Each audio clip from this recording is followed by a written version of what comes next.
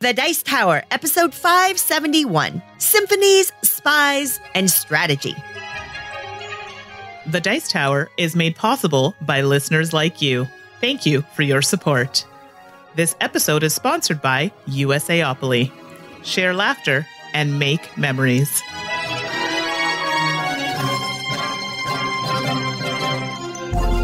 Welcome to the Dice Tower, a podcast about board games and card games, and especially the people who play them.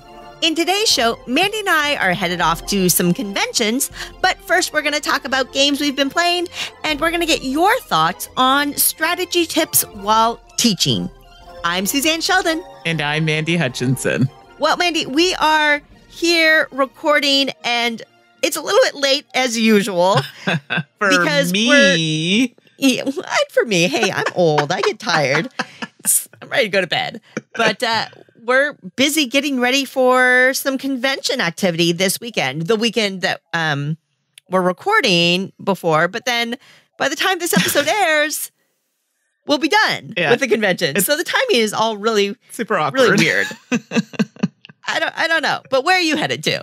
So I will actually be in Canada for once. I'm always traveling outside of Canada, but I will be going to Fan Expo in Toronto. So it's only a few hours drive.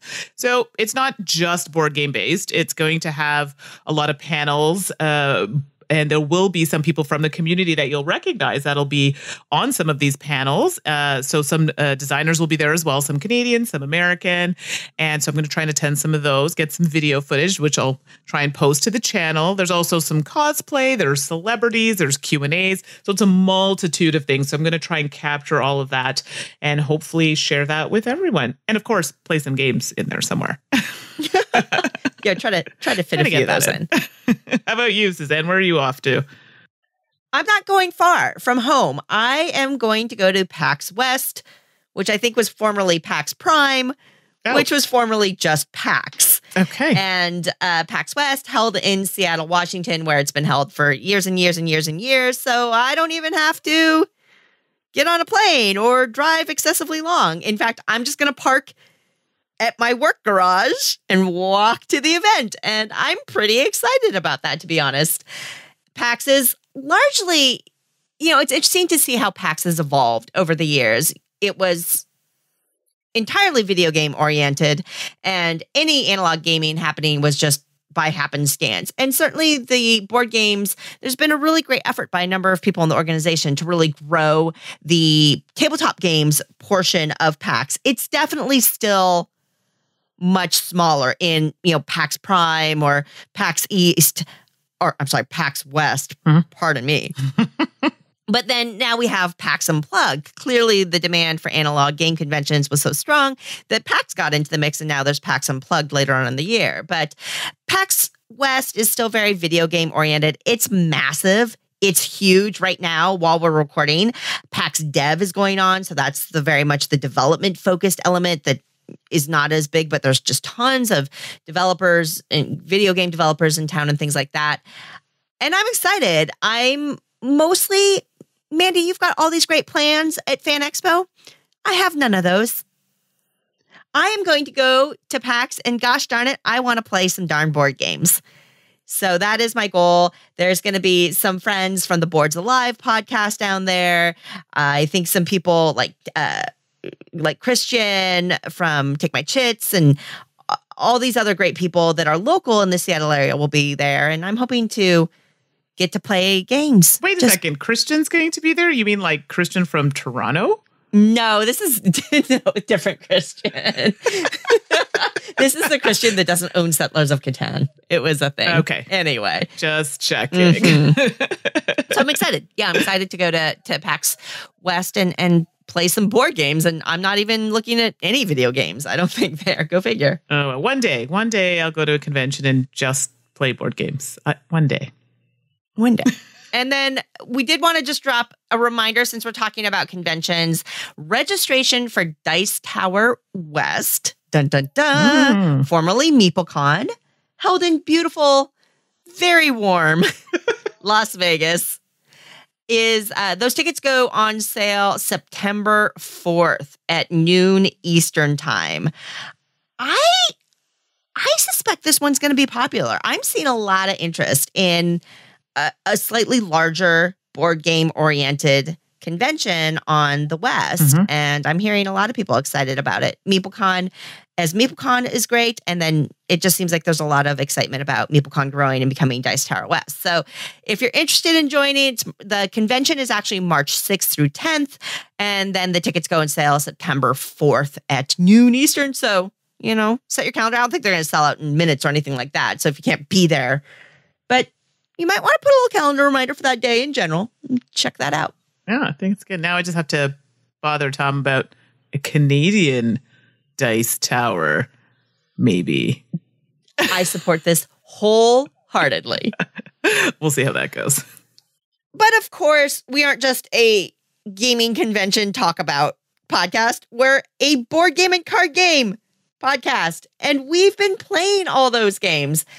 Mandy, I want to hear what you've been playing, okay? Sounds like a plan. So as of late, I have had so many games on my shelf to play. Well, I always have games on my shelf to play. So I have 3 special ones that I've been playing regularly. I'm like, okay, I've really got to talk about these ones. So we're going to start with Sailing Toward Osiris. And also I'm going to touch on Governors and Envoys, which is the kind of mini expansion for the game.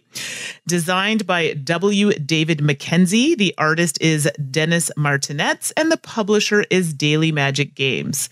The game retails for about $46 Canadian, 50 US, and the expansion is the same, $15 Canadian, and also US dollars as well. Yay, Canada. So I know, look at that. We're on par. Well, sort of. So it's a worker placement resource management game, and it plays 2 to 5 players. So that's a fun count for a lot of people. So Sailing Toward Osiris, it takes place over 4 seasons, and you're trying to... In the game, you'll have a Pharaoh's barge that you're moving, which is going to track the progress of the game. So it moves through different parts of the board in areas that are available for you to use. So each season, players are going to draw workers from a bag, and play begins with each player taking a series of actions from a list of 10 actions. So I have to tell you, the first time I saw that, I went, what? I'm sorry, 10 actions? And there's no player aid, but we're going to talk about that in a moment. So some of the actions that you can do are playing a worker to harvest resources, using a worker to a city, playing a worker to a city for cards, playing a worker to a caravan of leader or follower. And this is going to help you get resources. So on the board, there are some resources listed, and by placing a worker there, you can get those resources. Hiring an extra worker, trading at the market, and this will allow you to kind of get those resources that you might need. Planning a monument, building a monument, playing a city card. Those are quite handy because they have multi-use. You could use them for resources or for special action on the bottom. Playing a boon card, and these are cards that you have that you can play. Everyone has the same cards, but you cannot play the same boon card on a turn that someone else has played theirs.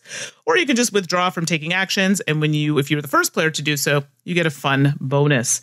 So you're trying to build your sphinxes, obelisks, pylons, and these are to honor the late pharaoh, and you're trying to earn glory, which are your victory points, by building them on certain river segments. So if you build a stretch of them on the same river segment, you can get points that way. Or depending on how many you've built in this river section in a row, you can get points that way. So resources and land become scarce. So they're harder to obtain as the game progresses. The player with the most glory points wins. So that is a lot of information that I've just kind of thrown out there. The expansion actually adds additional boon card that you can add in the gameplay. And I believe that there's an envoy, so another kind of worker that you can place in a certain section or city spaces that you can reserve for a later time when you decide, oh, I might want that space later. So it's definitely a game where resources are extremely tight.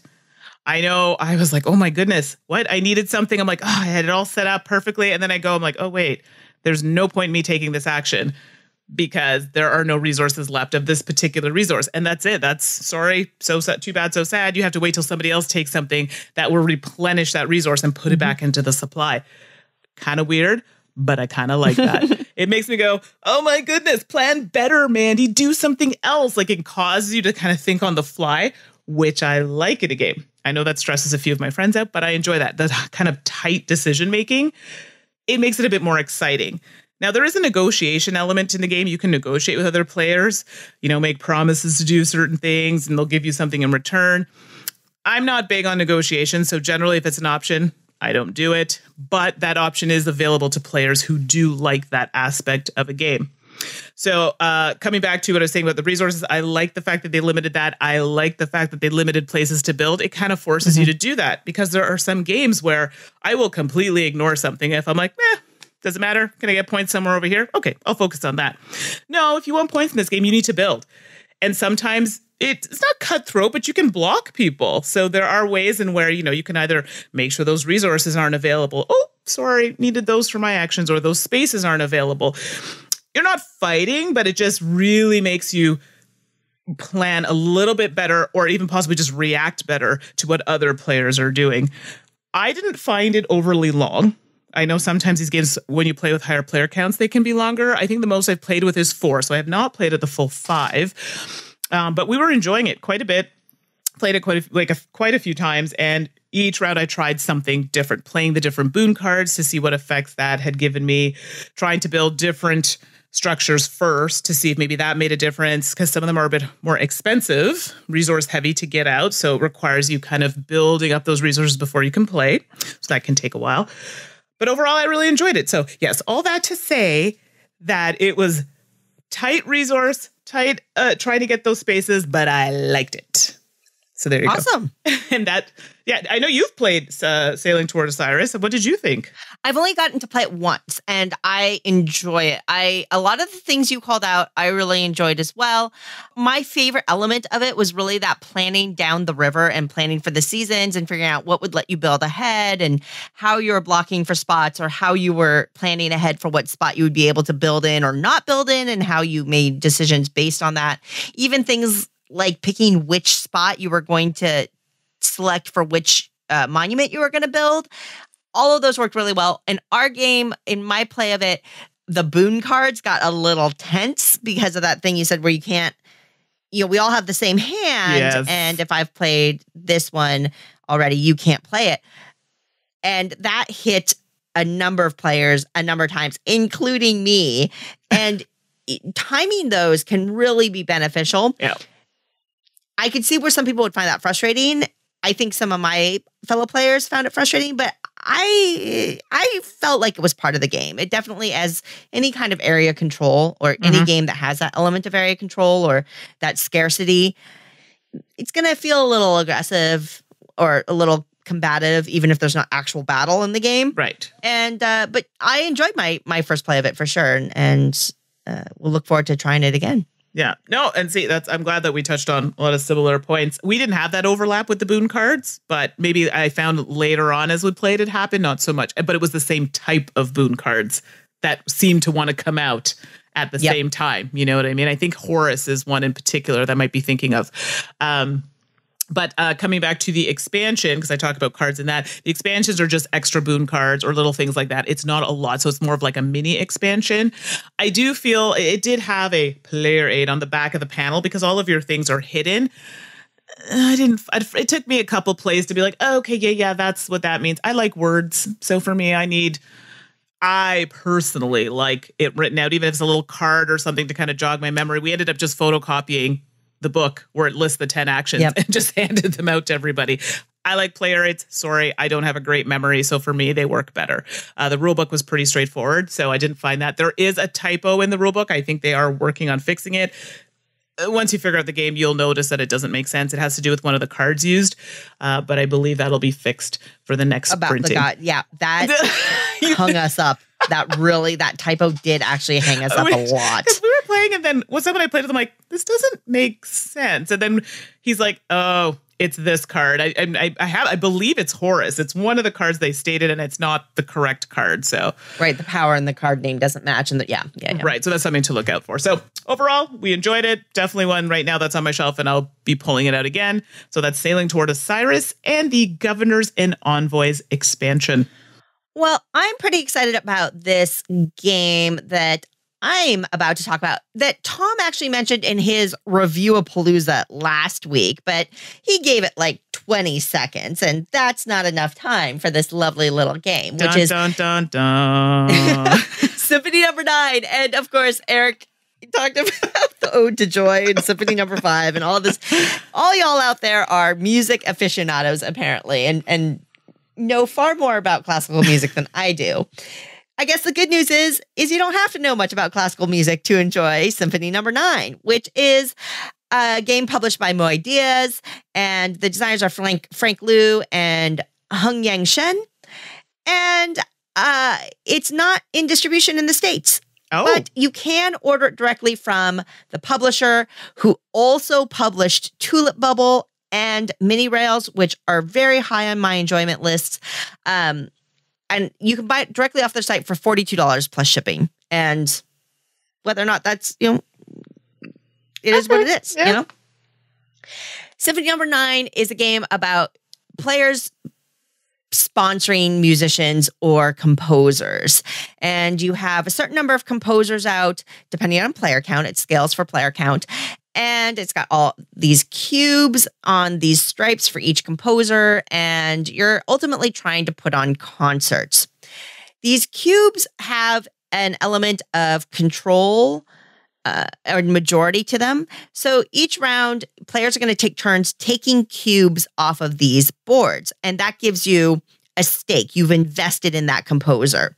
And then at the end of that cube grabbing thing, whoever has the most cubes in that composer's color gets that composer tile. Then you're going to see who the popular composers are. And popularity is determined by the open spots revealed by those cubes. So as you're pulling these cubes off, you're actually revealing numbers on these stripes, and whatever number is most recently revealed, that is the musician's popularity score. That popularity score is going to determine where they are on this concert track. And then y'all take some money in your hand and you do, I guess it would be called blind bidding. Bidding doesn't feel right because you just all put tokens in your hand, you reveal it. And that total number of money will determine which type of concert you put on. Is it a high-end concert or a low-end concert or a mid-tier concert? And there are dollar ranges that you have to hit. So, and I don't remember what they are offhand, but maybe for a high-end concert, you want a total of $15 to $17 total. Okay. I said total a lot. I'm going to say total some more. Should I say total? You got to have totals. Why not? If you go over 17 cumulatively, again, you're doing it cumulatively as a crew, no concert happens. Similarly, on the other end of the spectrum, if you don't put enough money in to have a low-end concert, you have no concert, and there's penalties involved there. And then it's whatever musician's popularity matches the type of concert that you're having, though then whatever cubes you have of that musician, you get money for. And you just do it again, and you do it again. And I think you play in 6 rounds. Mechanically, the game flow is really smooth.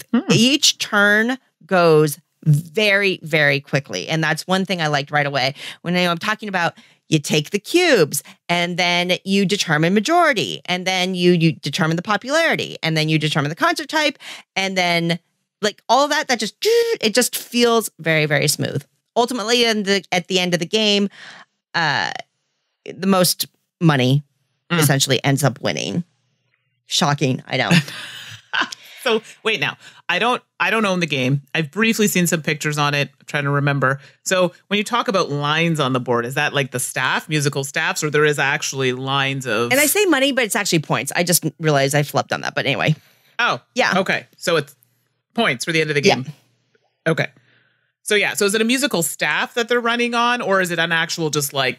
It kind of is reminiscent of that. It's these strips, and I don't know, and they're separate for each musician, and then you just stack them up. So they it's kind of reminiscent of that, but not directly. It could have easily just been a single board. It just brings me back to my music class. Every good boy deserves fudge. If you're doing the treble clef, good boys deserve fudge always.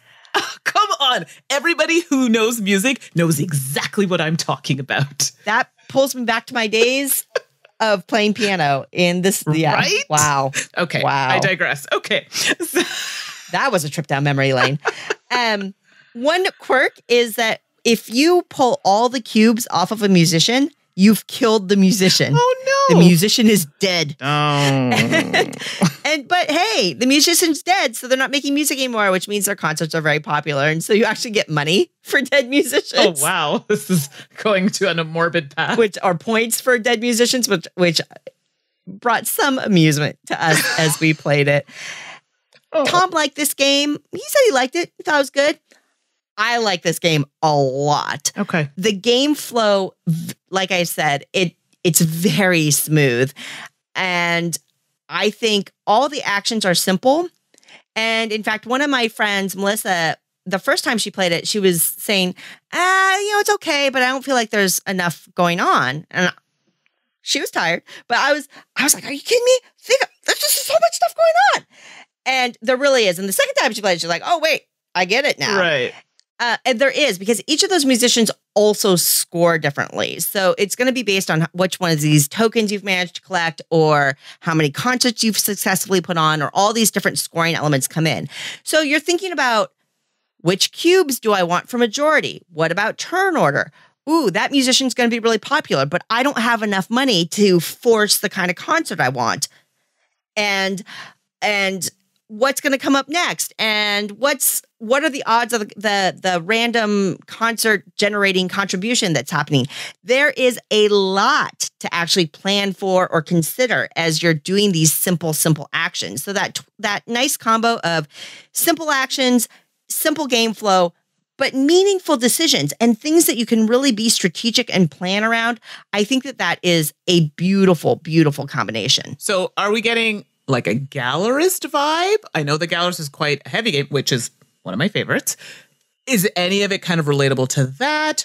Or there's another one, I think TMG came out. It's the one where they had for goodness sakes, you put on not a concert, but you put on a show. Coliseum. Is it something along those lines? I'm just trying to get a gauge for some people. It's more super like Gallerist than it would be. I would associate more with Gallerist than I would with Coliseum. That's where my mind was going. So yeah. Yeah.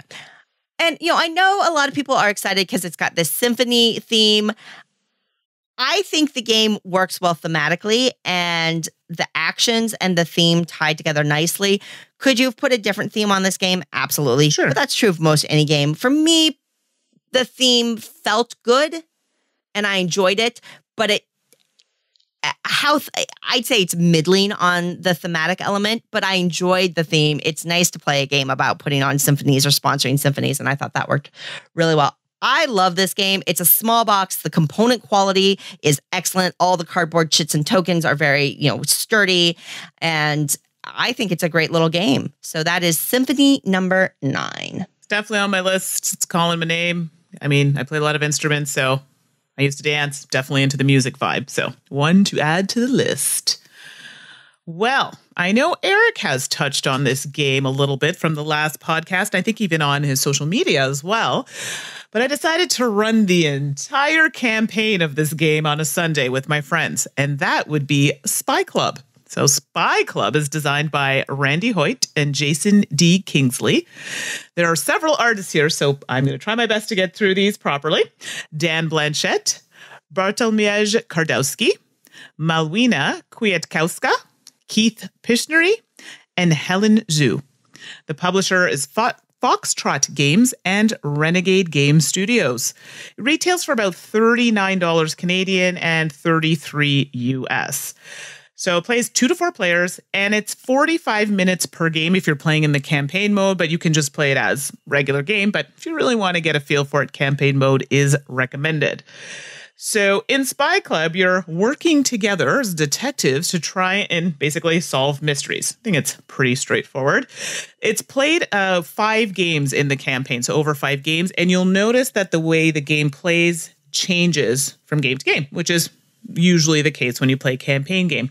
I don't want to give away too much, but in a standard game, because you can play it standard or advanced, players have double-sided clue cards in front of you, and depending on the color of the card, it could be something related to a person. It could be related to a location, things like that. On your turn, you can use actions to flip cards, draw cards, trade these clue cards, gain ideas. And ideas are ways to kind of try and move these cards into the center of the board to kind of complete a certain color. And confirming 5 clues of the same type is going to help solve part of the case. It's hard to explain without giving too many details, but basically the different colored cards, I think there's 5 colors. I might be incorrect on that. You're trying to get as many of those solved as possible by placing 5 of those same colors in the middle of the board. But there are other factors that may prevent you from doing so. You have a kind of a timeline. There's a marker that moves. I guess this is the perpetrator is trying to escape, and you need to make sure that you get these cards all out before they escape, because there are cards that say, oh, you're moving at this many spaces, or you're moving at this many spaces. And depending on what comes out when this card is flipped, there may also be repercussions in addition to that, depending on where it lands. So very basic mechanic in that sense. But as I said, as you play through the campaigns, the requirements may change. And you want to keep track of the cards that you're deciding to keep. So writing one down from a specific color so you can keep track of who's going to be the perpetrator, the location, basically all the things you need to solve your mystery. And you were graded at the end about how well you've done. So my explanation probably like, I have no idea if this is going to be a game for me. Hard to explain without giving too much away. Sure. You know what I mean? There are things that happen in the game, but I don't want to talk about it too much because it might ruin the surprise for people. I have to say, the first... We ended up with a B-, which I think is pretty darn good. Well, in school I'm used to A's, but I'll take the B-. Mm-hmm. The first game, I won't even lie, there were a few tweets uttered because we were getting so frustrated. And I think it was just bad luck. But that's what happens when you're working with cards. It's just what you draw. So it wasn't really working out for us. And I think my friends were like, this is too random. I don't know if this is going to be a game for us. And I think they were almost over it after the first game. I said, you know what, let's just give it a try. Come on, let's just play another one. And then some of the conditions changed. We're like, okay, this is better. And then the third one came around, more conditions change. Okay, it's definitely better. So I think it's a game. I think it's supposed to be geared towards more family friendly. I don't know if I would play this with really young children. Sure. I think it might be too much. Yep. They might be bored because they may not understand everything that's going on. Yeah, and I mean, right, that's essentially what Eric said about his youngest was engaged in, but eventually it exceeded his attention span. Right. And I think that I don't have children, but that to me is what I would think from playing it. Definitely someone that's maybe a bit older. I think probably 10, 11, 12, 13, maybe they might catch on to it a bit better, or maybe engage their interest a little bit more. The games were very quick, 45 minutes, 40 minutes as we progressed. I think one game we did so horribly, so it was like 35 minutes. But they didn't overstay its welcome. They went fairly quickly. But it is definitely geared towards I don't want to say young, but a younger audience. Doesn't mean that you can't play it as adults. But don't expect something extremely complex here. It is going to be very simple, and then the slight requirements change. This definitely played better than the first time I played this game before it was picked up from Renegade, and I know they had made some changes. I definitely enjoyed the playthrough of it. Campaign games for me are tricky. I've also done Charterstone, and that was one that I was lukewarm on. It was fine. This one for me, I think I enjoyed it a bit better, but it was also shorter. So maybe that's why, you know what I mean? I didn't have to put that time commitment into it, which I don't have. So, but like I said, overall, we enjoyed it. The first game I did find super random. And if we were to base it just off that first game, I don't know if we were going to continue. But pushing forward, you do see that some of the changes happening make it a bit more interesting. And then just to reiterate, I just don't think it's going to be as enjoyable for younger children. So that is Spy Club. All right. Interesting. In a complete coincidence, I also am going to be talking about a game from Renegade, and this is Gunkimino by Jeffrey Allers. And really, this could almost be a shelf staple in a way, because Gunkimino is a reimplementation of an older game called Heartland. This edition, the art's from Michelle Garrett, Melanie Graham, and George Celius. And it retails for around $40, and it's a tile laying game, and a lot of double, domino style tiles, for lack of a better word, because you've got rectangular tiles that have two halves and they have different colors for essentially on each half, and you're just laying them out on the board. But one really cool element is that you can also lay them on top of each other as you go as well. Mechanically, Gunkimino is very simple. You just, you take a tile from your hand of 3, you place it on the board, you calculate your score, you take a tile from the draw, you move on. And that's pretty much how the whole game goes. So it's just mechanically dead simple. Of course, all the intricacy comes in that tile lane and how the thing scores. So thematically, Heartland was a farm game. Ooh. And the tiles had vegetables on them. And moving up the scoring track, I think there were some animals involved. Gunkimino has taken that game and set it in kind of, it feels like a feudal Japan setting. And so you have different samurai, I think, going on. And so that's what the tiles have. They have, on one half, you'll have, say, a green samurai, and the other half an orange samurai, or a mix of colors or whatever. Really, the only placement rule is you have to place it within the borders of the board, of course. You have to play even. So if you're stacking, you have to be placing it on a flat base. You can't, have a crooked or whatever, which makes sense. And you can't cover a green square with another green square. You have to mix them up a little bit. And that's pretty much all the placement rules go. Ultimately, you're just trying to create large areas of a color so that you can score it. Because when you place a tile, you're going to score one connected area that you completed color-wise. And then you're going to score these daimyos, which is up on the second score track. So you get points for your area building, and then you get points for moving up this track using these little icons that are on the tiles as well. And that track, it's a race up these 5, I think, different tracks, one for each color, because at certain points in the track, you get you unlock things, and then at the very top, there are scoring tiles that you can earn, and they get smaller as you go down, the later you get to them. When you cross over one of these thresholds on these tracks, you can unlock strongholds. Each player gets 2. And when you unlock a stronghold, you take it and you put it on one area on the board, one color grouping, and then you're going to score that color grouping every round afterwards. But that area doesn't stay static. People can overlay it, and they will, to make it smaller. So the timing of when you're going to place your stronghold out is really important. And to earn that stronghold, you have to move all your little doodads up this track to a certain point. So there's some planning and some strategy, and not just how do I get all my doodads up, but when do I want them to all go up to that point? And how much do I want to focus on the green track because Mandy's already well beaten me, and on the brown track, Tom's already way up there, but maybe I can win on the orange track or whatever. So there's some stuff going on there. And it can feel pretty combative, and I think that's why they put the feudal samurai theme on it, because it is essentially area control. And you're working really hard to build up this green area, and then somebody comes in and cuts it in half and then laughs at you, and you hate them for it. Okay, that's a bit strong. But there's probably words exchanged, right? I know, right? That got dark. There's probably words exchanged. And that's, I don't mind that. I go into that game knowing that's how it plays. Doesn't bother me a bit. I have a lot of fun with it. Not everybody likes that kind of thing, and that's always why I like to mention those elements in a game when they're there. On kind of the criticism side, I will say I dislike the theming.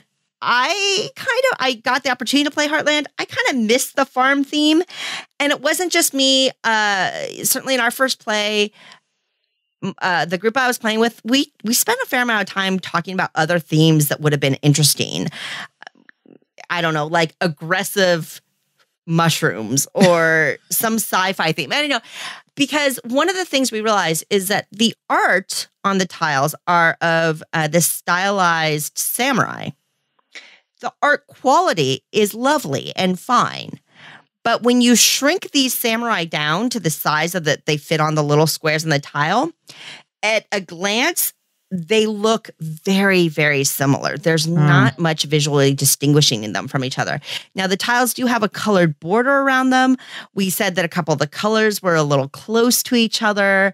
And then you can't necessarily instantly rely on the illustrations to make that differentiation, because at that scale, they look too similar.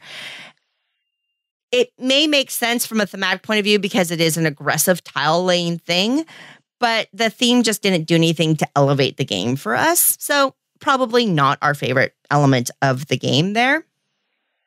But overall, Gunkimino plays super duper fast. Mechanically very simple and easy to play, but there's definitely planning and puzzliness to it that's really, really fun that we enjoy, whether you're moving up the score track or building out your areas. And I love 3D tile games. I love tile games where you get to build up. I just think that's a lot of fun in general. And so enough there that for a quick game, it feels satisfying. And I think it's a solid entry for Renegade, and that is Gunkimino. So I have played this as well. I was hoping to get another play, and I've only played it once, and I know my group really enjoyed it. I will be honest with you. When I saw the box, I kind of went, oh boy. And I'm like, okay, we'll see what this is about. I didn't know there was actually a farming theme, and I'll be honest with you, I think I would have preferred the farming theme. But then again, I also like cubes and things. So for me, farming appeals to me more, and it seems like it would make more sense. Kind of like a citrus, where it's you're laying tiles and it's based on. I love citrus. Me too. Yeah. Another fun one, which we'll potentially talk about at a later time. But things like that, to me, I like that. So I too was not a fan of the theme. Just not for me. And I think it could have been something else. And like I said, I was very happy to have heard that there was a farming thing. That to me would have worked just fine, in my opinion. Did you have any, I don't want to say issues, but how was the last player? Did they feel any effects of the game? Like not being able to jump ahead or falling behind? I'm just curious. Oh, interesting. I'm gonna wonder where that stems from. No, I don't think we hit those issues that I can recall. Did you play with full player count? I played with 2, and I played with did I play with 4? I think I played with 4. Okay. Yeah. I'm just now, to be fair, I'm probably just really horrible at it. But I was struggling as the last player in I think it plays 5. It plays a higher player count, if I'm not mistaken. Yeah. And I was struggling. Now, to be fair, that could totally have been me, the way that I was playing 100%. And I've only played it once, so I'll have to play it again just to see. Sure, yeah. But yeah, I was finding it a little rough to try and catch up, and I found it difficult. I'm wondering though that I want to hear what you feel after you play it again, because there's certainly strategies, approaches, things that you learn as you're drafting the tiles or drawing the tiles. It's not really a draft. You have 3 face up that you can choose from, or you can take a face down one. Am I going for the color? Am I going for the one with the double daimyo tokens on icons on it, or things like that? And I think even little things like that, if you haven't played it before, you may make suboptimal choices in what you're even taking into your hand for options in the future. There is that level of planning, even going back to I want to hear what you say now that you understand that. I think your next play will go much more smoothly. Oh no, absolutely. I definitely think it was a learning game. So learning games never. Well, we're going to talk about this later, but learning games in general don't always go as planned, which is totally fine for me. That's how you learn. But yeah, I'd be curious to see if that was a me thing, which is 90% what it is, or if it's something with the game. So we'll find out. Well, I'm interested to hear about your next game, because this was very high on my Gen Con wish list, and I'm very sad I didn't manage to snab a copy before they sold out. So I want to hear all about it. Well, I believe it was Eric, the potentially the last podcast that had touched on this one a little bit. Oh, yeah, I think so. Yeah, I think so. And I knew nothing about this game. And then everybody was talking about it. I'm like, okay, well, I need to see what it's about. So I am talking about Newton. And this is designed by Simone Luciani and Nestori Mangoni? How would you say that? I like Mangoni. Mangoni? Okay. I honestly don't know. I'm sorry. Okay. believe that's the correct pronunciation, but I am sure someone will correct me if I am wrong. The artist is Clemens Franz. The publisher is Cranio Creations and Simon Limited. It plays 2 to 4 players, and it retails for about $51 Canadian, but it's actually not available right now. It's on pre-order for November. I couldn't seem to find it on the American site, but I'm sure it's probably about the same. So in Newton, you're playing scientists, and you want to be an awesome scientist for this period that you're playing in. So the game is played over 6 rounds, and in each round, you have cards that you're using from your hand in order to play actions. We're going to talk a little bit more about that.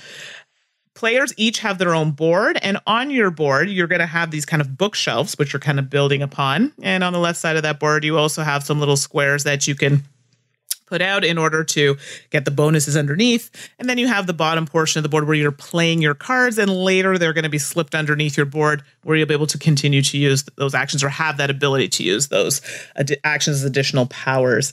Your board also starts with a symbol on it. Every player has a different symbol on the board. This is important because they link to specific actions that you can do in the game.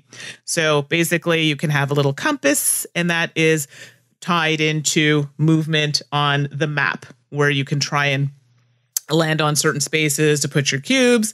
And then when you're trying to build your shelf, it can say, oh, I visited this particular place with this symbol. So therefore you'll be able to cover certain books in your shelf to try and get points or different types of bonuses that can be available to you every round. So this is a way to kind of accumulate points every round.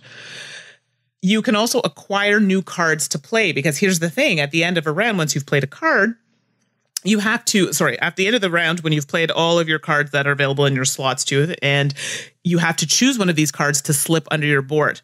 You're like, oh, that's not a big deal. The problem is some of these cards have books on them, and the books you need to be visible when you're trying to build your bookshelf. So for a part of your bookshelf, it may say in your tableau, you need to have 2 orange books and a blue book.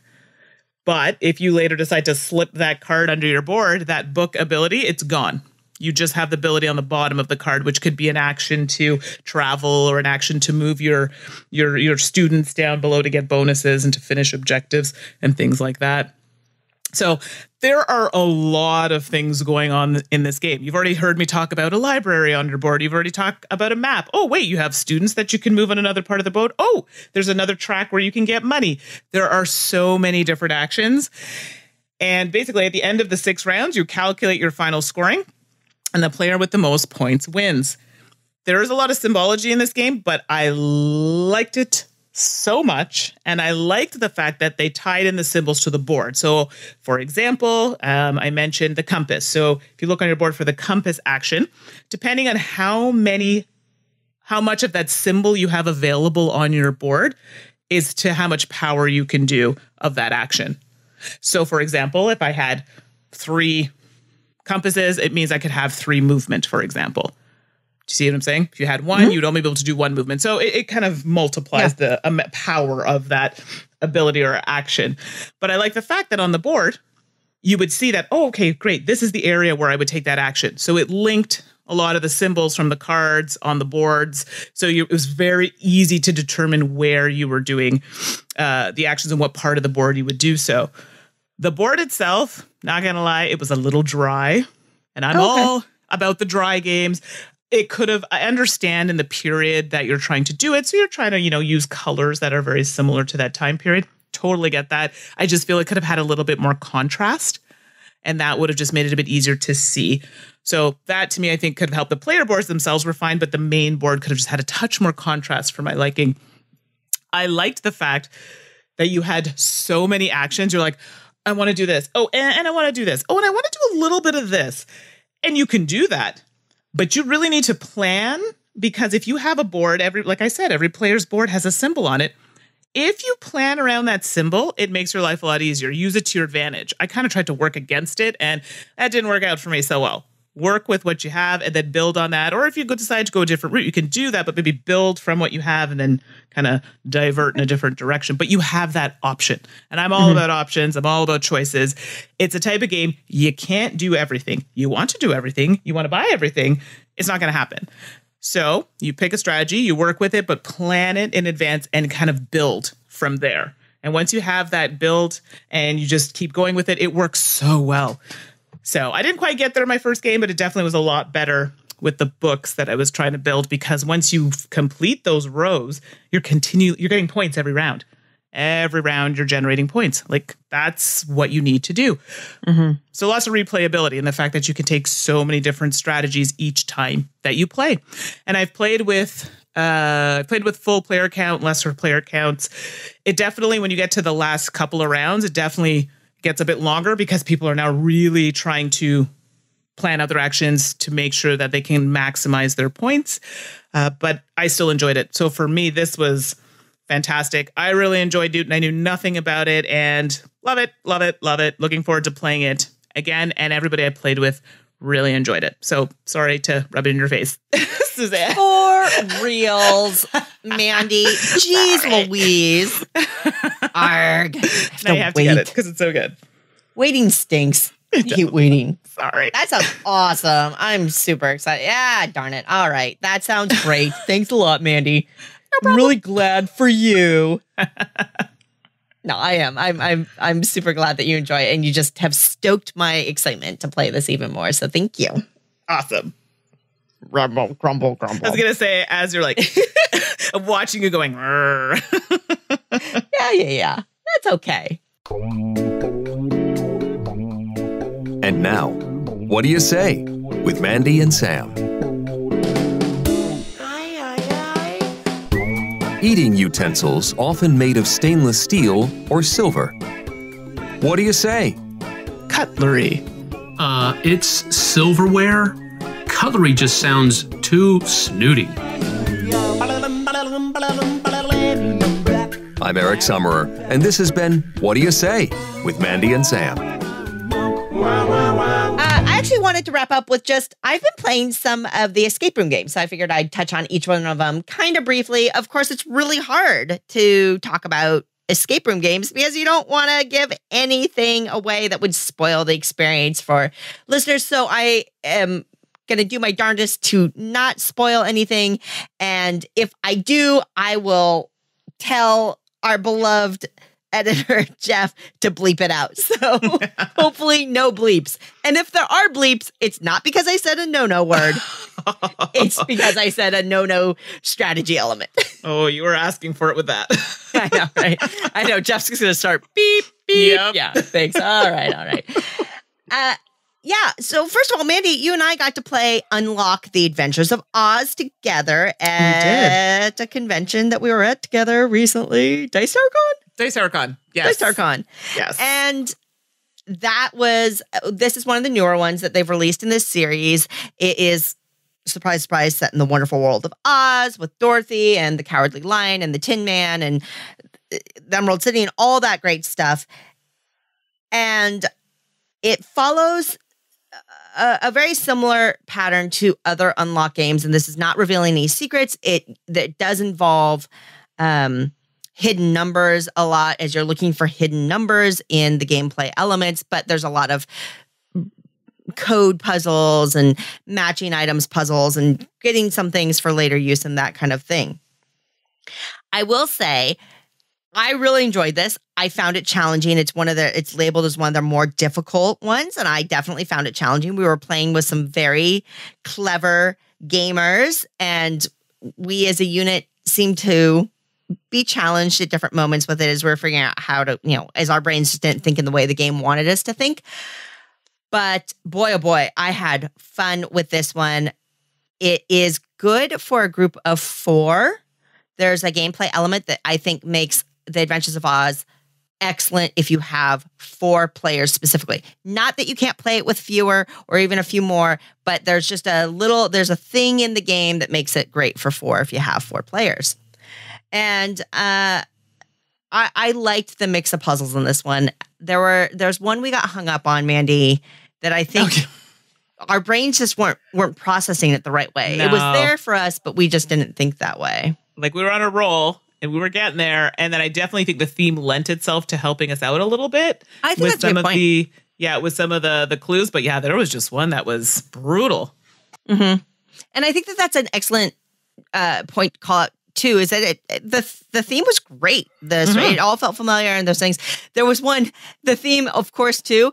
There was one quote unquote puzzle that was exceptionally easy if you were familiar with the story as well. So there's a little bit of that too, but that's okay. Right. It was just no big deal. But Adventures of Oz, a great, more challenging one in my opinion. Definitely one of the best in the series in my opinion, and great at 4. Now, I've also played another of the newer unlocks called A No Side Story. And A No Side Story, it's kind of a sister or sequel to a previous one called Squeak and Sausage. It features the same nefarious mad scientist clown character. I'm sorry, hold on. What now? Squeak and Sausage? What is this? Squeak and Sausage is one of the first in the Unlock series, Mandy. It's one of the original 3. I am so not familiar with this. All right, sorry. Continue. I need to. Well, you should try Squeak and Sausage. Sausage is really a good one. No Side is the titular clown weirdo, and there's a clown. You don't see him much. And you're trying to thwart No Side's nefarious plan to destroy the world in typical fashion. This, I gotta say, again, this was a very, very solid entry. This is a 1-lock difficulty, so this is one of the simpler ones. And if you don't care about the backstory, which I don't think matters much, quite frankly, if you didn't play Squeak and Sausage, you can jump right into a No Side Story. I would suggest a No Side Story is probably the best starter unlock. It's very straightforward in many ways. It has a nice mix of puzzles. Everything felt like it made sense. And it's entertaining, and I just think that for a first entry, a No Side Story is a really solid one. There was an instance where we got stuck because we missed a hidden number and we lost a ton of time. But then and you could argue that's the game or whatever, but it was there and we eventually found it. And then there was the issue of there was a very obvious thing and we just forgot to pull the card. It wasn't hidden or anything. We just had forgotten to pull the card. And we basically lost a No Side Story because of this, because we could not figure out what we were missing. We were going back through. It's like, it was a super obvious one. So that had nothing to do with the game, everything to do with the players. And you know what? We still had fun with it. And I definitely loved both of those unlocks. I would say so far, I still think Exit edges out unlocks for me, but this latest round of unlocks definitely ticked it up for me, in my opinion, of the Escape Room series. The last one I wanted to talk about briefly is I played the new Deckscape. This was also very high on my list to pick up at Gen Con, and made an effort to grab it from the Da Vinci Games booth there. And this is Heist in Venice, and it is essentially the, Ocean's 11 casino heist version of Deckscape. And, Deckscape is probably not my favorite in the series, but it's one I've consistently called out as being great for larger groups, because one thing that a lot of these games suffer from is that they're not great to split up. Exit especially is horrible at that because so much centers around a centralized small booklet. Deckscape has a core mechanism where you usually end up breaking up the game into separate pieces a little bit that are more shareable. Interestingly enough to me, I thought this was the worst at sharing from a Deckscape point of view. There were certain elements that made it very obvious that you were kind of passing it around a little bit.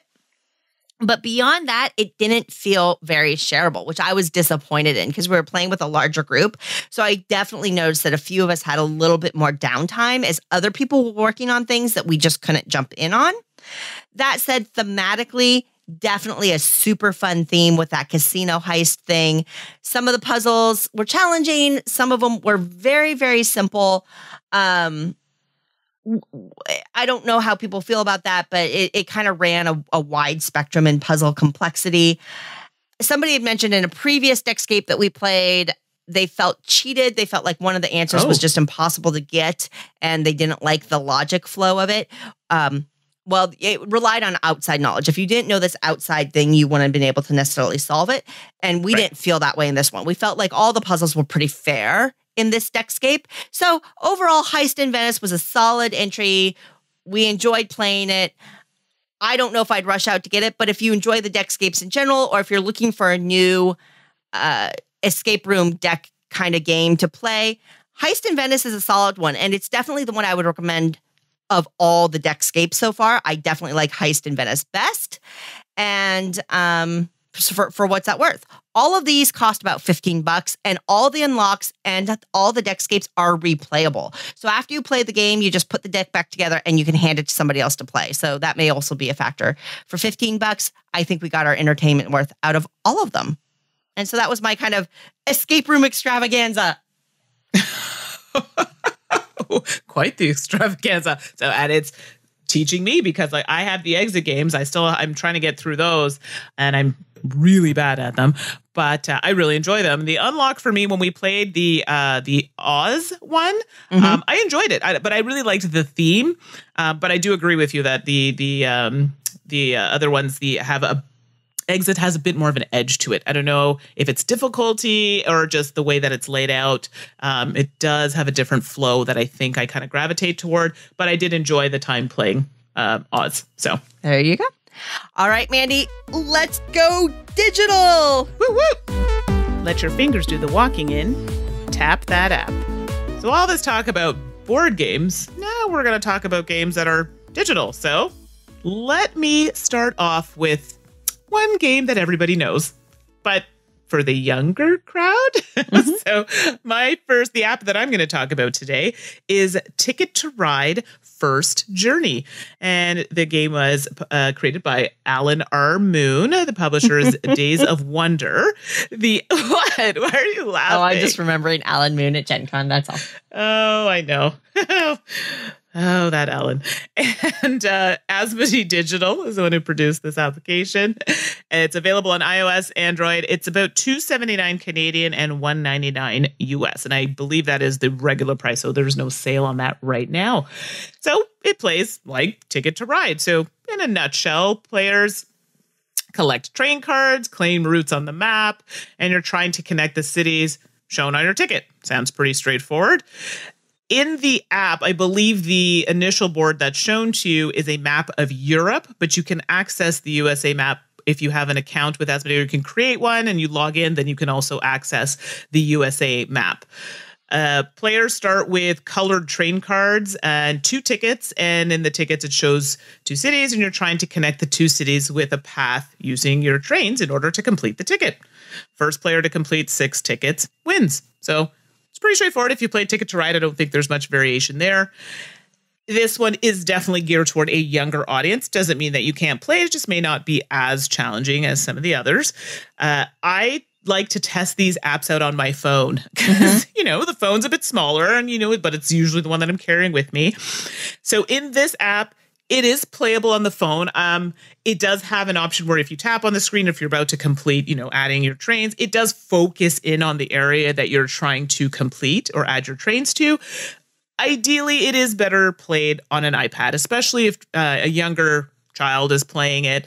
They would find it better to have that bigger screen versus the phone where you really have to kind of focus in there. It's doable, but an iPad is definitely the way to go. I thought the tutorial was really good. It walks you through it, gives you some wording as you play through. It highlights certain, what's the word I'm looking for? Certain places on the map. So it has that it's like I don't know how to explain it, like a bubble or a highlight around, a certain landmark on the board that it's trying to show you, okay, try and make connections to this landmark. So it's very obvious, and the colors are really vibrant. There's a diversity of characters that you can pick from, which is quite nice. And I think that's always important with children. So, they can be someone different if they'd like, or someone that looks like them, but they have that option.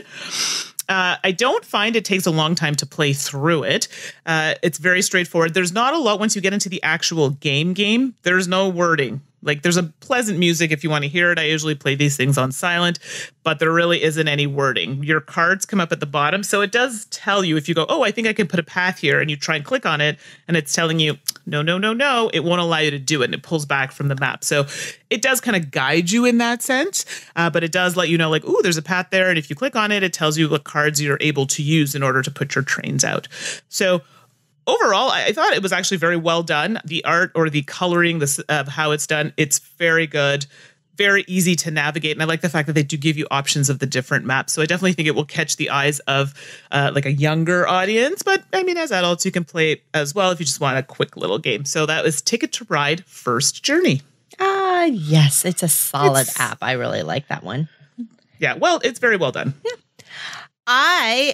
Last time we had a Tap That App segment, I talked about Ganz Schön Clever, which, of course, roll and write game, nominee, all this other great stuff.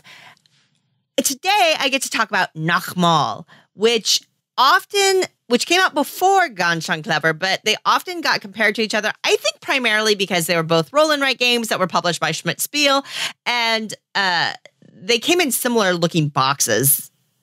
From a packaging point of view. But really, gameplay-wise, other than the core mechanisms of being roll and write games, they don't have that much in common. Nochmal is a game designed by Inka and Marcus Brand, who are fabulous game designers and just an amazing design team that I adore. And the app was developed by Outline Development, who also did the iOS version of Quicks that I quite enjoy. Oh, yeah, Quicks is a good one. I just looked it up, by the way. $6 Canadian. But it's probably going to be worth it, though. So Nochmal, yeah, it's $3.99 US. Nochmal is a roll and write game where you get a grid, and it's a colorful grid, and it looks almost like a Tetris board with all these different oddly shaped color splotches. And you're going to roll dice, and the dice will indicate some dice indicate color, and some dice give you a number. And then you take it in a pair, a color and a die number, and then you fill in the squares. You're basically marking little squares off.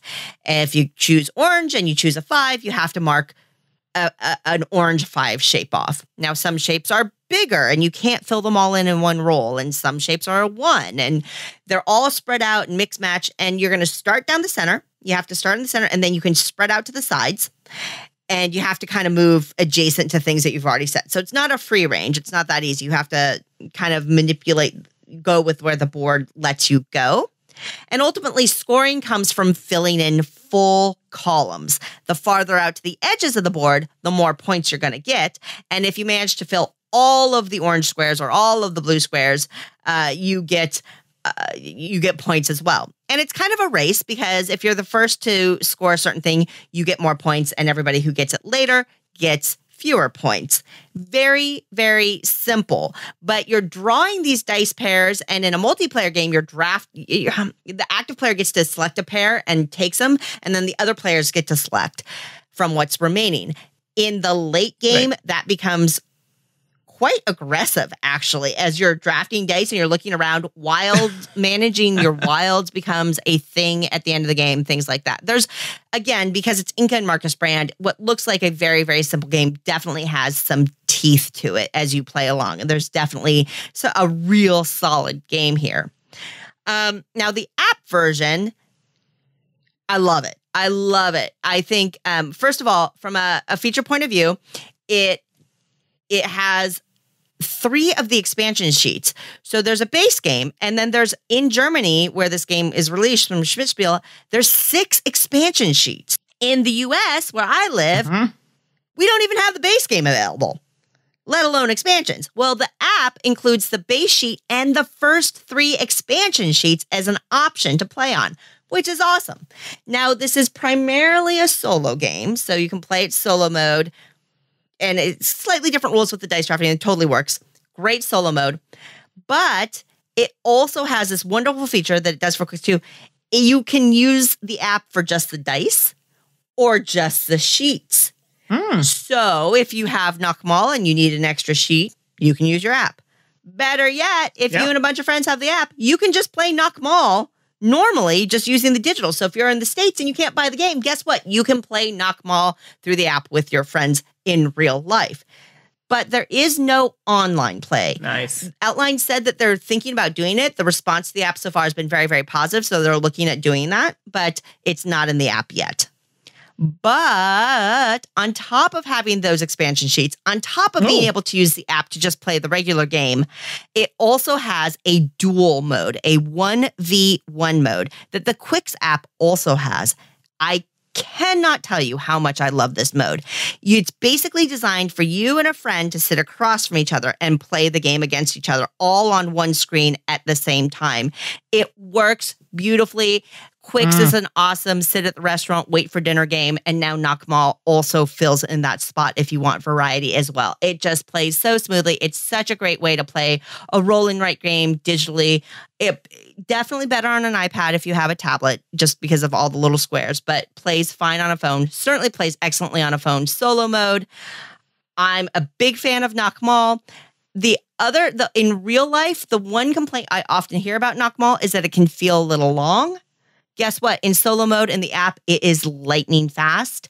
So it kind of deals with that as well. So in case you can't tell, I'm a big fan of Knockmall. I'm a big fan of the Knockmall app, and it's on iOS and Android. And I definitely, if you like this kind of thing, it's a must-have. I knew you were going to talk about this one. I knew it. And then as you're talking about it, I'm like, oh, look at that. I have to download it, which I just did. So there you go. There you go. Well, lots of good stuff. We always have some good apps. I'm getting obsessed with the apps, but I mean, that's all part of it. So it's the expansion of the hobby that we love, Mandy. It's expensive. Well, no, the apps are reasonably priced. I'm just poor. Okay. It all just adds up. But that is a topic for a different day. Today's Victory Points topic, Mandy, is teaching games and strategy tips. Oh boy, this should be entertaining. We ask, you respond, we discuss. Let's talk hot topics in Victory Points.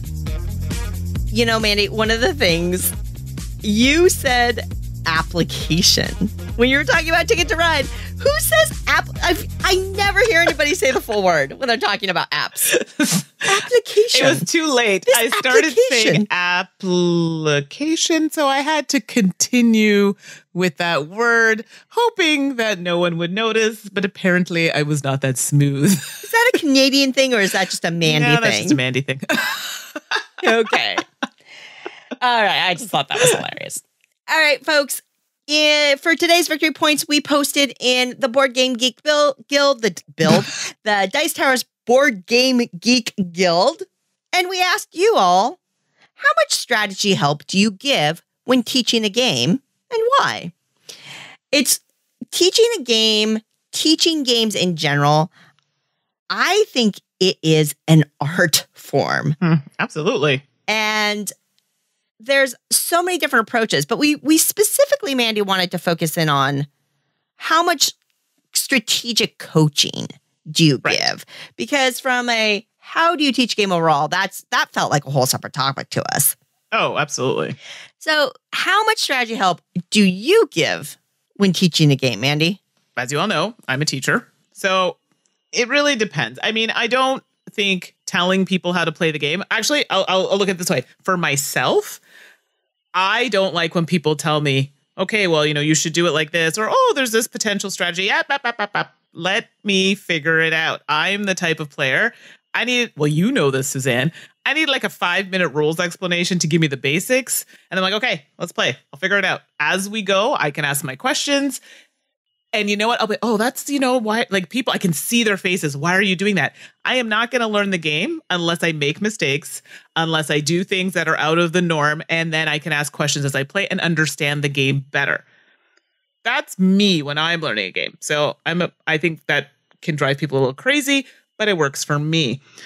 I generally will tell people if there are certain pitfalls to a game. Mm-hmm. So sometimes, if like this can happen if you do this, and be like, just so you know, this particular part of the game, this action could potentially do this. And then I leave it up to that player if they want to try it anyway and say, you know what?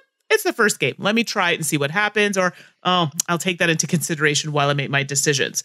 You can give people options potentially, and that sometimes it depends on the type of player. Keeping in mind, we don't know if it's a new player, someone who's more experienced, that sort of thing, and go from there. But I never like to tell people how to play. Always give them the choice of how they want to play the game. You're just providing the tools for them to do so. That's it. So that's me. But what about you? I realized as I was thinking this over, I don't know. I don't know myself at all. Oh. I am a very inconsistent game teacher. And I think most people in my core game group would agree with that. That I'm not the best game teacher, and I have full entire respect for the people that are good at it. If it's a pretty straightforward game and it's a game I'm very comfortable and very familiar with, I'm okay. Like I've got the flow down and I'm solid. But the edges on either, I'm pretty rough, and I'm willing to admit that. So when it comes to strategic tips, I realize I lack self-awareness in this space. Similar to what you were saying, though, I think I point out the extremes. Right. Up front, I think pitfalls is a great thing to point out, or, hey, this particular thing is very powerful. Pay attention to it. Right. But beyond that, I don't think I give strategic tips unless something becomes practically a meme in gaming, like in Blood Rage with the Loki strategy. Okay. If I'm going to teach, hey, there's this Loki strategy that you have to watch out for, and you have to make sure you're working collectively to stop it, or make sure you're working individually to make it happen. But in general, I don't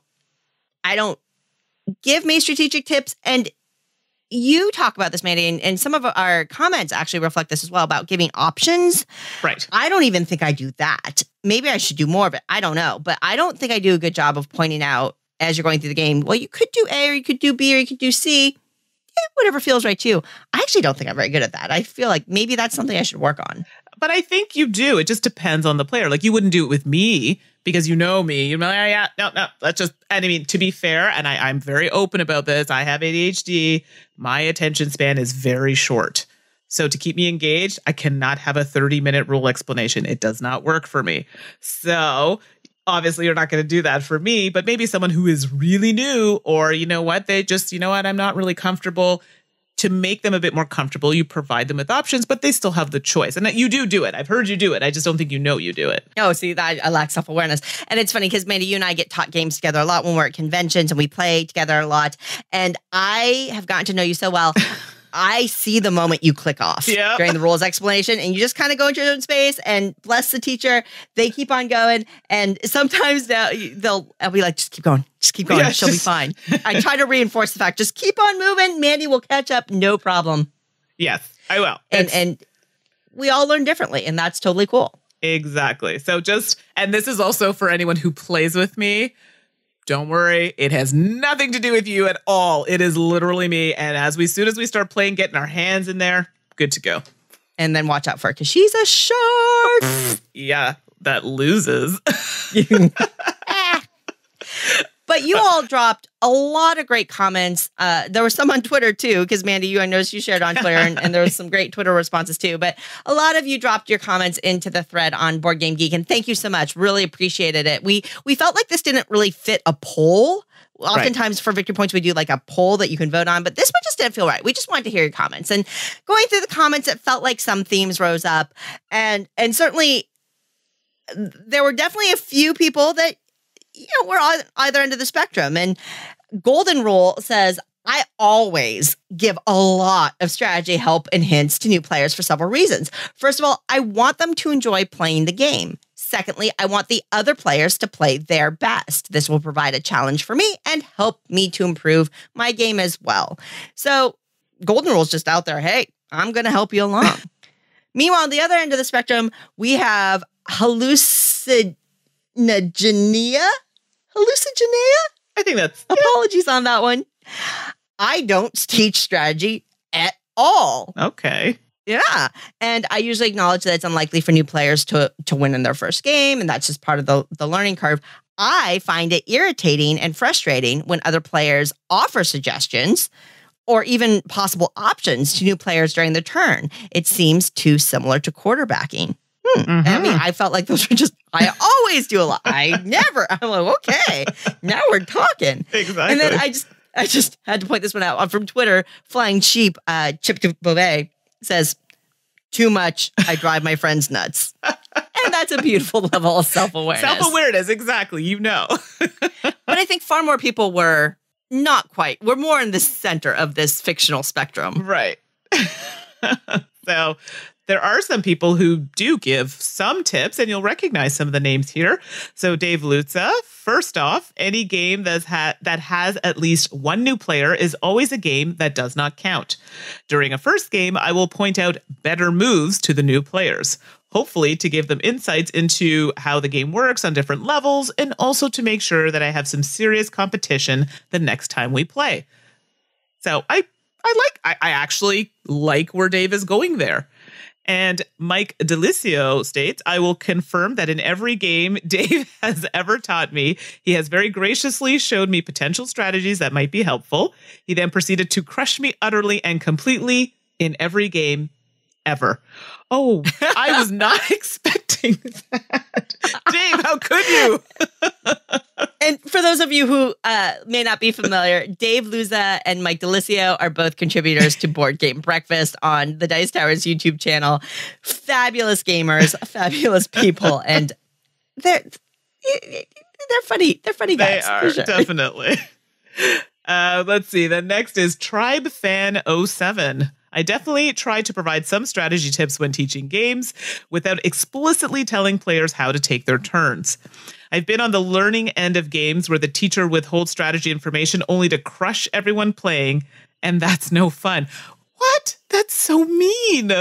Oh. Yeah, there's kind of an unspoken rule, at least when you're demoing games. I know at convention, I think we've talked about this. We did. We talked about it in the last one. At conventions, like, it's kind of an unspoken rule that if you're demoing, you do not crush, even though you could. No. I mean, that's not going to make you feel good about yourself. Sure, later once they know the game and crush away, but not for the way you're demoing the game. Not a good sell. So this is B Brazil 69. I tried to give as many vague hints as possible. I don't want to coach them on the one and only strategy, but at the same time, it can be easy to overlook some of the nuances of play when you're first learning something. Basically, I want to minimize the amount of surprise while letting them forge their own path, and hopefully without overwhelming them. So that's a really important point. And overwhelming it can be with some of the larger games. So I definitely can understand this point of view as well. Yeah, there's timing your advice, if you're going to give it right to the right moments, I think is really important. Absolutely. I totally agree with that. Justin Jacobson. No matter what game you're teaching, the bare minimum is to advise of critical strategic elements that can greatly advantage or disadvantage a player. Well, Justin's an attorney, so that must be the legal bar. Right? To pass. I feel like that's for teaching strategy games. Clearly, we have the authoritative voice there. Absolutely.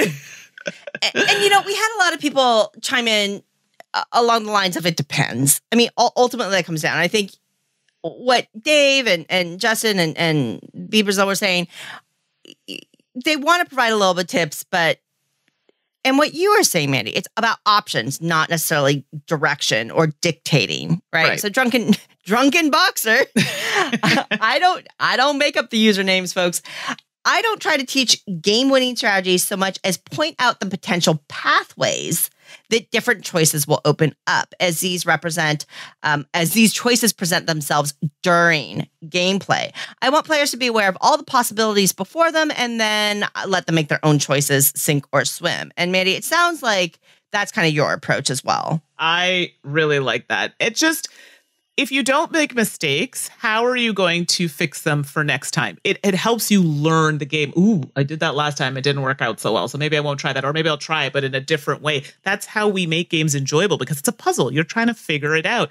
And by someone giving you the answers, well, that's no fun. The whole fun part is figuring it out. Now, if someone is legitimately like, this is horrible, I don't understand what's going on, of course, then, you know, you have to step in and potentially help them differently.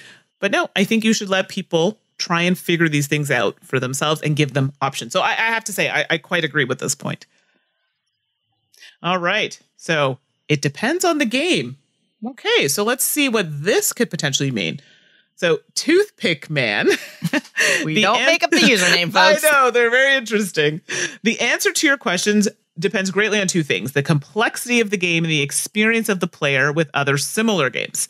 The game is overly complex. You may focus more on the mechanics to understand how things work. Once there's a basic understanding how it works is established, then you go through mock scenarios and explain why you might want to do one action over another, and that gets more into the strategy. I've noticed if I get to this part too quickly, it can confuse the people learning the game. Yeah, and that goes back to timing. Exactly. You know, if you're trying to rush it along or if it's taking too long sometimes to get to the point, absolutely. Timing is very important. Empty set. It depends on the game, but I generally include pitfalls and things to watch out for. Especially with tight games that last a while, this is paramount. So a lot of the pitfalls. Which I think is, I mean, in some games, you have to point it out. Because sometimes that can actually stall you in a game. And there's nothing you can do. Nothing is worse than watching everybody make mistakes or do whatever it is they're doing in the game. And you're like, oh, well, that didn't, Yeah, on one hand, I want people to be able to your point, Mandy, I want people to make mistakes. It's a great way to learn, Sure. right? Is to make a mistake and learn from it. But depending on the player, right. if you hit a pitfall mistake, if you hit one of those massive mistakes in the middle of the game and you're out of it, where anybody who's played the game knows not to do that thing, that could be demoralizing. Oh, yeah. And I've definitely been there with a game, which I'll leave nameless. But yes, that has happened to me. And it's not a nice feeling. I mean, even games like Food Chain Magnate, which is one of my favorites, that is a purely strategic game. And you can actually really just cut yourself off. Oh, for sure. If you do certain things. So, I mean, in games, it depends. There are some games where you kind of have to, say, well, I'm all about you trying it and making mistakes, but certain games you do have to kind of point things out. Otherwise, it's no fun for that person. It can be demoralizing, 100%.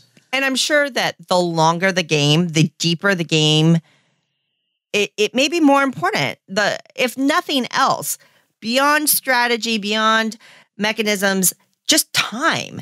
If you're going to go into a 3-hour, 4-hour game and hit a mistake 90 minutes into it, ugh. Yeah. If you're playing a 45 or 60-minute game and you get 30 minutes into it and you make a big mistake, sure. All right. Not a big deal. But yeah, I think depends on the game is a good point for sure. Absolutely.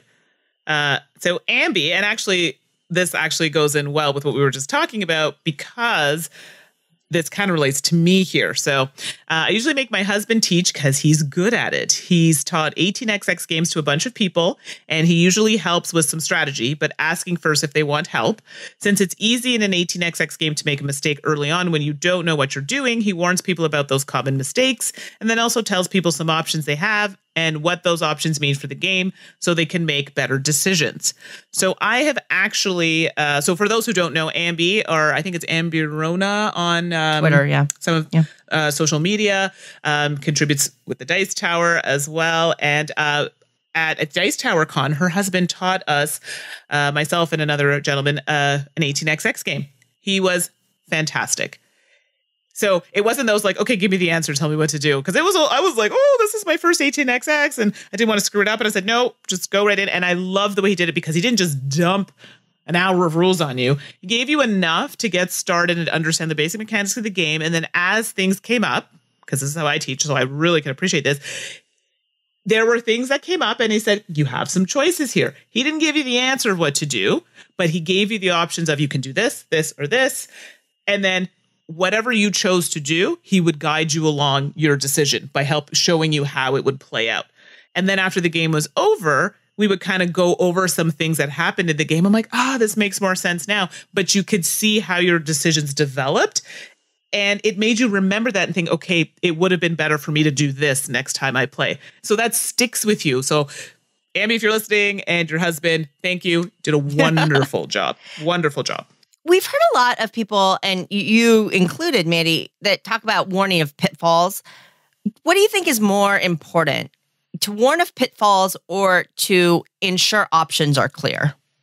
I think I'm still in the mindset of ensure options are clear, because by doing that and defining that, pitfalls may also become apparent with these clear definitions. Not always, but sometimes. Interesting. Whereas, see, I go the other direction. I think it's more important to warn players of critical pitfalls or typical, like, big problems I just think that for a first game, if you're going with the mindset that you're not going to be able to play optimally in general, then just warning them of the biggest problems that could come up would be really important if they exist in the game. Some games don't have necessarily huge pitfalls. It's just not a big deal. And beyond that, let them play it and they'll understand it for the next play. I have to think about that one a little bit more. Yeah, I've tried. It's funny when people watch me play, I can see they're going, "Oh, don't do that," and their eyes are saying it all. They're like, "No, no," and I'm like, "Oh, I'm like, no, I'm gonna." And then I see that I'm like, "Oh, okay, well, I definitely want to do this." And then it's even better if it works out. It's like, "Oh, so there we go. Now we all learned something from playing this way." I have a very different mind, so it could be potentially just me. And ultimately, I really was glad to see a number of comments that come up in the chat that really align to something I believe in. Maybe I don't live it, but I believe in it. Is ultimately comes down to who you're playing with. Absolutely. Trey Chambers says, I kind of try to gauge how much assistance a player wants by social cues. Some players prefer to explore the game space on their own, but most new players appreciate some advice. Gazencha chimes in and says, I try and vary it based on how much the person I'm teaching wants me to give them, from 0 all the way up to explaining a couple of things that the person could do on their turn. Most games I'm teaching these days are teaching my husband that are new to me as well. So I'm usually figuring out the strategy as we play as well. And that's very true. I'm often in the case where I'm learning the game and trying to teach it in the same place. And then it's just, let's just say a suboptimal teach. Ray Mark from BGG says, during the game, I tend to ask if they need some advice when I see that someone is struggling. Despite that, I leave them alone trying to find their best way on their own unless they need that help. And, what a concept. Asking as a teacher, especially if you're the experienced one, if you really know the game really well, reading the players, asking even if you see them struggling, hey, you want me to go back over the options that you have here or something like that? And like making that really clear. I love that approach.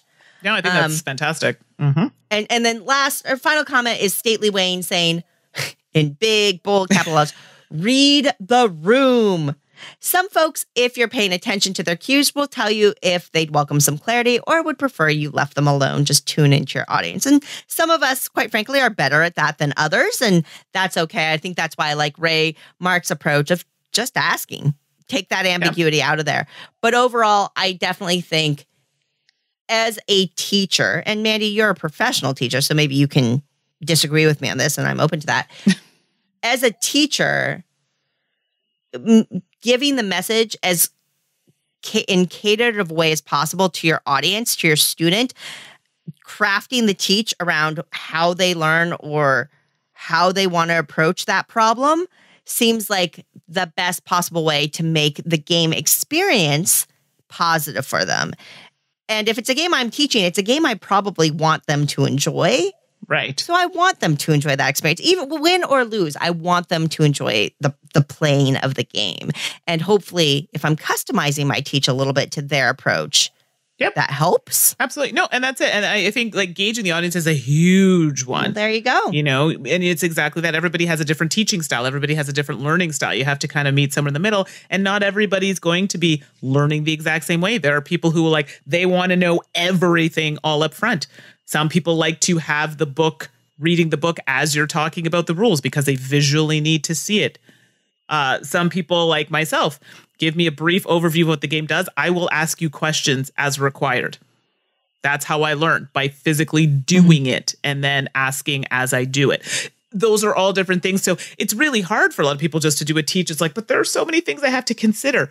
You just have to try and do an overall sense of how it would work. And again, reading the people that you're with. And sometimes you may have to accommodate, give a slight overview of the game to that person who wants to know everything. That may be enough for them to get started. Give the rule book perhaps to that person who needs to see the rules as you're quickly explaining it. And then jump in. If you have questions, I'd be happy to answer. Feed the information a little bit at a time, but enough to get them started. I mean, I can go on and on because I do this for a living, but everyone's approach is going to be different, and that's okay. Everybody's learning style is different. So some really good, really good answers in there, and I love the variety. So I think that's great. Yeah, thank you everybody who chimed in, whether on social media or in the Board Game Geek Guild. I have to say, Mandy, victory points is one of the favorite things we get to do on the podcast. I love hearing from listeners and from other gamers and seeing how they approach the questions, like inserts or teaching or whatever topic that we're discussing. I always learn something new, and it's really fun to see how differently some of us think about the same topic. When you think it would be obvious, it's definitely not, and that's a beautiful thing. Absolutely. Next up, I think we're going to have a Q&A in the future. So if you have any questions for Mandy or myself, feel free to email us. But also, if you have any topics that you think would be fun for victory points, feel free to send those to us as well or post them in the Board Game Geek Guild. You can always email us. I am Suzanne at dicetower.com. And I am Mandy. That's Mandy with an I at dicetower.com. And Mandy, I think we've got conventions to get ready for here. Oh, yes. Packing as we speak. If I know you've got some last minute packing to do. Yeah. And I got an early morning. I got a class in the morning. Oh, my goodness. You busy person. You. I know. As always, everyone, thank you so much for joining us on this podcast. It's such a pleasure to be able to talk with you about games. Thank you for your input on victory points. And I'm so honored that we have you here with us. Next episode 572, Tom and Eric will be back with epic games. Oh, wow. Okay. Sounds I can't wait to hear the differences between what Tom thinks is epic and Eric thinks is epic. It's going to be a good one. I think so. So until next episode that we get to see you on, I hope you have lots of games in your future, and we'll talk to you soon. Bye. Thanks for listening. Promotional consideration has been provided by game publishers in the form of review copies of games. This podcast is sponsored by listeners like you. Thank you for your continued support. And speaking of support, the Jack Vazel Memorial Fund is an organization dedicated to helping gamers in need. Learn more about the fund's mission and how you can help at jackvazel.org. The Dice Tower is produced by Tom, Suzanne, Mandy, and Eric, with assistance from Itai Perez, Derek Porter, Rob Searing, and Jeff Rademacher. Our theme is composed by Timothy Pinkham and arranged by Matt Bellier. And hosting is provided by Cool Stuff Inc.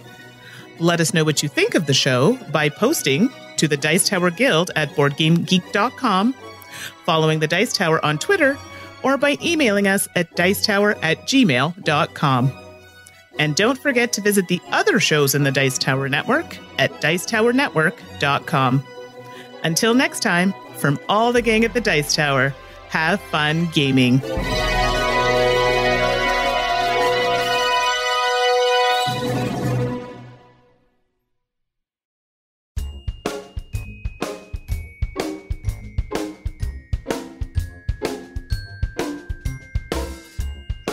All right. Well, now it is time for Two Truths and a Lie. I know from last episode, I saw few people say, oh, those ones are really easy. Maybe not, but it just shows that you are paying attention. So Suzanne and I had used the same ones, but our responses are going to be different. So I like science fiction books, I like horror books, and I like true crime books. If you chose I like science fiction books as the lie, you would be correct. I am not a huge fan of science fiction books. What about you, Suzanne? It makes me so sad. Well, Sorry. I like science fiction books, I like horror books, and I like true crime books. My lie is I like horror books. No, thank you. No, thank you. No horror is too scary. It's too scary, Mandy. So maybe we threw you a bone on that one. We were just testing you to see if you were listening. And apparently there are a lot of you that do. So no surprise there for some people. But on to new and more difficult ones. And we got to get right down to the important things that matter. So this week, my Two Truths and a Lie, here we go. I like apple fritter donuts. I like Boston cream donuts. And I like honey cruller donuts. See? The important things in life. Okay, Suzanne, what about you? Oh, one of these, but I I think I'm going to be disappointed in you no matter which one ends up being the lie, Mandy. I gotta say. What? These are all delicious Unbelievable. donuts. We'll see. All right. I went with dessert theme and Ben & Jerry's ice cream. Is that something in Canada? Is that a big deal in Canada? We have it, but it's not a big thing. We have it. We have Laura Secord. What? Yes, she's a figure in Canadian history. It's a thing. So That'll have to be a topic for a different. I have no idea who that is. I feel very uneducated right now. All right. Well, I went with favorite flavors of Ben & Jerry's ice cream. So I like Chunky Monkey.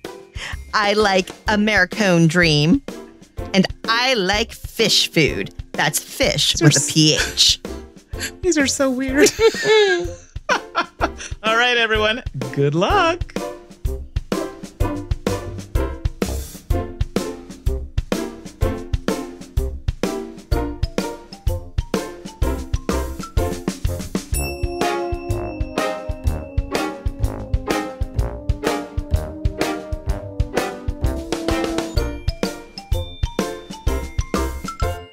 This episode is sponsored by... From USAopoly is Nefarious, the Mad Scientist game. This is a strategy game by Donald X. Vaccarino, where you are a mad scientist attempting to destroy the world. To do so, you must build terrifying inventions which require research, hard work, and espionage. Unfortunately for you, other mad scientists are trying to steal your evil glory by destroying the world first. Overtake your rivals and become the most notorious mad scientist in history. Available at your favorite local game store today.